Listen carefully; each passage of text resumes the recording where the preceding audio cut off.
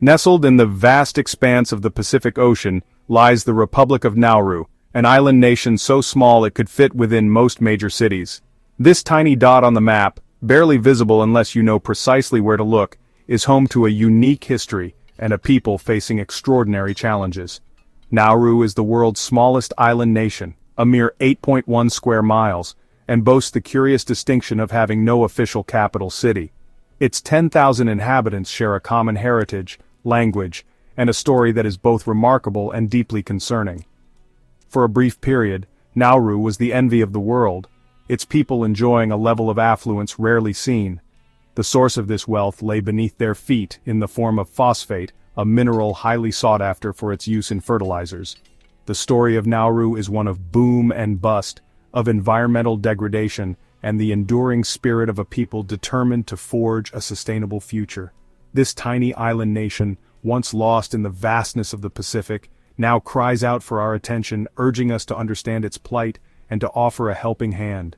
Join me as we journey to Nauru, to listen to its stories, to witness its struggles, and to discover the glimmers of hope that light the path towards a brighter future. Nauru's story took an unexpected turn in the early 20th century with the discovery of vast deposits of phosphate. This mineral, a key ingredient in fertilizers, transformed Nauru from a quiet, unassuming island into a global supplier of agricultural wealth. The phosphate boom brought unprecedented prosperity to Nauru. The island nation, once dependent on subsistence farming and fishing, found itself propelled onto the world stage. Royalties from phosphate mining filled government coffers, and Nauruans enjoyed a standard of living that was the envy of many developed nations. Free education, healthcare, and even housing became the norm. Nauruans, once accustomed to a simple life, found themselves able to afford imported goods, luxury cars, and international travel. The phosphate frenzy reached its peak in the 1970s when Nauru boasted the highest per capita income in the world. The island nation, once an unknown speck in the Pacific, had become synonymous with wealth and extravagance. However, this period of unparalleled prosperity was built on a finite resource. The phosphate that brought Nauru such fortune was, in fact, the island's lifeblood being extracted at an alarming rate. The depletion of phosphate reserves brought about a swift and brutal economic collapse. Nauru's newfound wealth, built on a foundation of unsustainable mining practices, proved to be ephemeral. As the phosphate dwindled, so too did the island's income, leaving behind a trail of economic devastation. The once thriving economy ground to a halt, leaving Nauru grappling with soaring unemployment, dwindling government revenues, and a drastic decline in living standards. The legacy of phosphate mining extended far beyond economics, leaving an indelible mark on the health of Nauru's people. The once pristine environment, sacrificed for short-term gain, had been transformed into a barren landscape, stripped of its vegetation and vital topsoil. The consequences of this environmental degradation were profound. With limited land available for agriculture, Nauru became heavily reliant on imported, processed foods. This shift in diet, coupled with a sedentary lifestyle resulting from widespread unemployment, led to a public health crisis. Nauru today faces alarming rates of obesity, diabetes, and heart disease, conditions virtually unheard of during the island's pre-phosphate era. The health of a nation once the picture of prosperity was now in peril, a stark reminder of the true cost of unsustainable practices. The relentless extraction of phosphate left an indelible mark on Nauru's once pristine environment.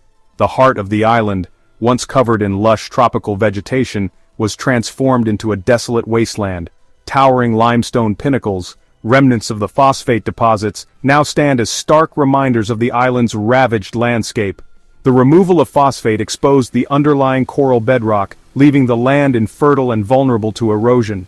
The once fertile soil, vital for supporting plant life, was stripped away, leaving behind a barren landscape incapable of sustaining agriculture.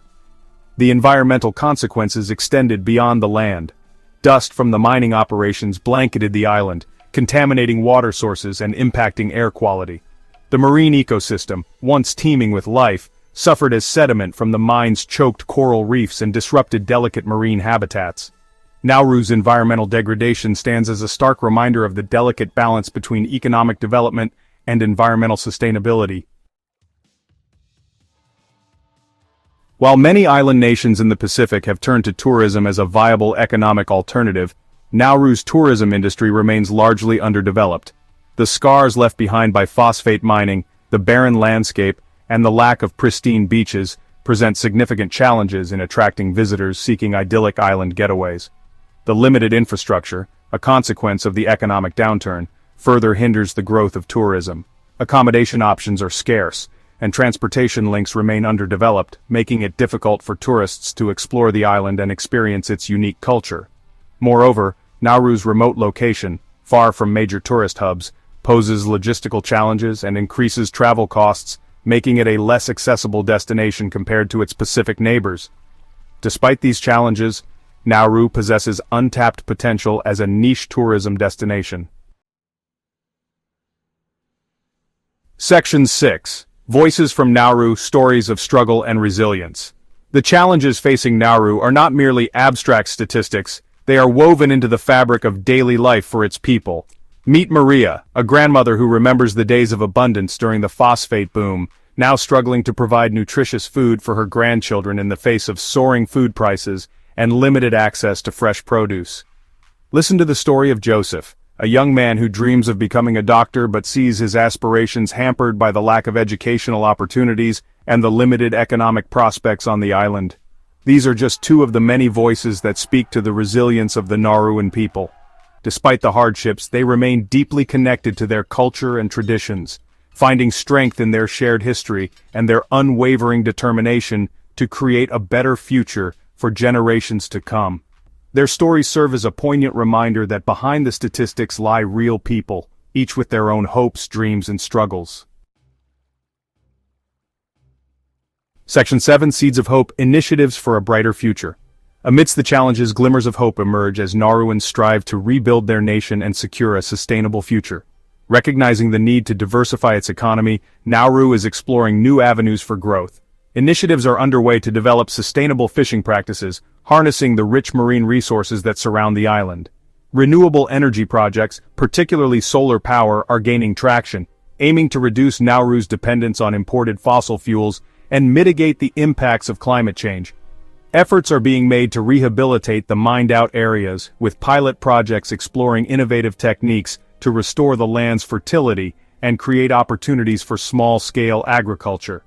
The government is also seeking to attract foreign investment in sectors such as fisheries and renewable energy, recognizing the need for external support in revitalizing the economy.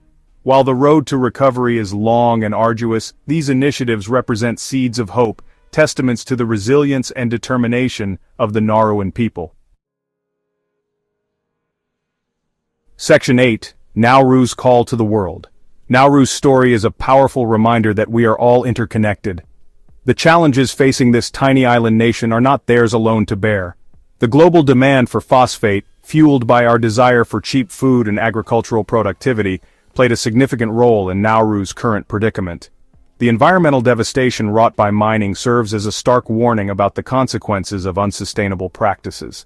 Nauru's call to the world is a call for solidarity, for a recognition that the pursuit of economic growth must go hand in hand with environmental stewardship and social responsibility.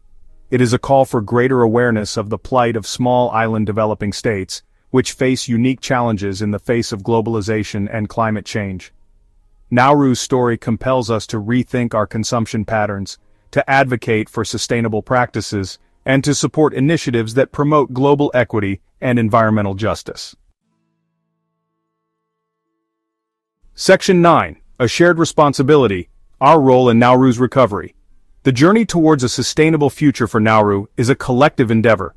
As global citizens, we have a role to play in supporting the island's recovery and ensuring the well-being of its people.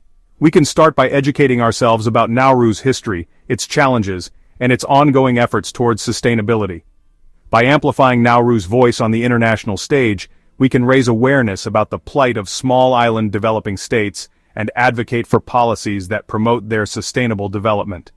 Supporting organizations working on the ground in Nauru, whether focused on healthcare, education, environmental rehabilitation, or economic development, is another tangible way to contribute. By fostering cultural exchange and understanding, we can help promote Nauru's unique heritage and support the growth of sustainable tourism initiatives.